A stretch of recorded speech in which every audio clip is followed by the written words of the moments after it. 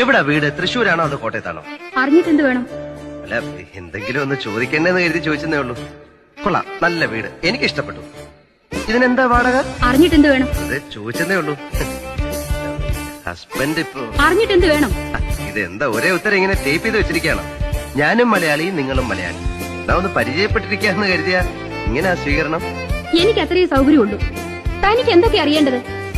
ഒരു കാര്യമില്ലാതെ പരിചയമില്ലാത്ത വീട്ടുകാർ വന്ന് അലമ്പുണ്ടാക്കുന്നു. തനിക്കെന്താ വട്ടാണ്? അതെ, അതാണല്ലോ ഡോക്ടറെ കാണാൻ ഞാൻ വന്നത്.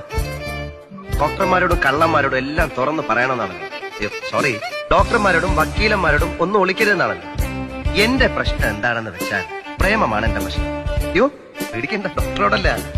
ഞാനൊരു പെൺകുട്ടിയെ പ്രേമിക്കുന്നു. കല്യാണത്തിന് അവരുടെ വീട്ടുകാർ എതിർത്താലും എന്റെ വീട്ടുകാർ സമ്മതിക്കും. അതായിരിക്കും കാരണം അവൾക്ക് എന്നോട് ഇപ്പോ ഒരു അകൽച്ച. എനിക്കാണെങ്കിൽ ആ പെൺകുട്ടിയെ മറക്കാനും വയ്യ.